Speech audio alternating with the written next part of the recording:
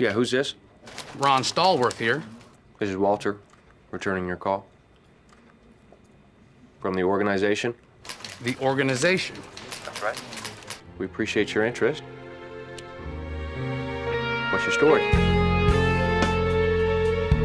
Even after a career of astonishingly powerful and impactful films, Blackkklansman is perhaps Spike Lee's most hard-hitting exposé on not only the racism of the time period displayed in the film, but the racism that remains rampant in modern society.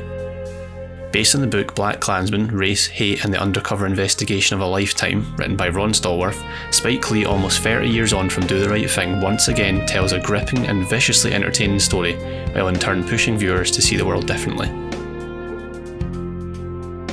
John David Washington plays Ron Stallworth as we see his infiltration of the Ku Klux Klan during the 1970s, which is achieved for a robust undercover operation spanning several weeks, as we follow both Stallworth and his partner Flip Zimmerman, played by Adam Driver, across multiple locales. Yet the film repeatedly returns to Stallworth's over-the-phone conversation with members of the Klan and his use of a fabricated white voice, despite Stallworth not overtly altering his voice to the extent shown in another film that uses the white voice with director Boots Riley's Sorry to Bother You. The change is certainly there. How about Friday night after I get off work? That's a deal, buddy boy. We'll get right back to you with the details. Take care now. God bless white America. Mr. Song, Cassius Green of Worry-Free Calling. Sorry to bother you. I'm calling about who is assembling your phone. Now, I know they're being made in China. I'm a big fan of yours. I've been following you since you were with Takashi. I cheered, literally, when I found out you acquired Tanrio, which is why I'm calling you and not Phonarola. A certainty that is made by the following scenes between Stallworth and Chief Bridges, played by Robert John Burke, in which the Chief expresses his worry of Stallworth's voice being a giveaway. Oh, Chief. You want me to spell it out for you? They're going to know the difference between how a white man talks and a Negro. How exactly does a black man talk? Okay, Ron, what I think the chief is trying to say... If you don't mind, I'd like to speak for myself. Thank you, Sarge. Sure. You know what I'm trying to say. Chief, some of us can speak King's English, others speak jive. Ron Stallworth here happens to be fluent in both. The scenes in which Ron takes up the white voice were pushed from the initial trailer of the film as being one of the film's highlights, most likely due to the comedic tone being an easier sell than the film's harder-hitting moments. Of course, these scenes are based in fact with said conversations being adapted from the real events described in the book.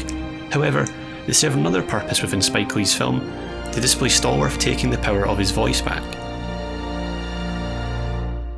To try to provide a comprehensive history of the ways in which people of colour have had their own voice taken away from them throughout the decades of systematic racism would be almost impossible, yet Blackkklansman successfully addresses several ways in which the process happened, a key one being through the racist media and its relationship within contemporary times. From the film's jarring opening scene from the legendary Gone with the Wind to one of the most infamous films of all time, The Birth of a Nation, being referenced extensively throughout, past media is a constant throughout the narrative, yet the film never seeks to openly criticise these films. This could be due in part to Lee's own personal feelings towards the film's reference, with the director commenting on the recent discussions surrounding the place a film like Gone with the Wind has in modern society due to its glorification of slavery. In an interview with The View, Lee himself commented that these films should be seen, going on to state that he teaches these films during his own class that he leads. The Blackkklansman begins with one of the most famous shots of all cinema. The scene where Scarlett O'Hara is walking amongst the dead and wounded in the big battle, after the big battle in the Civil War.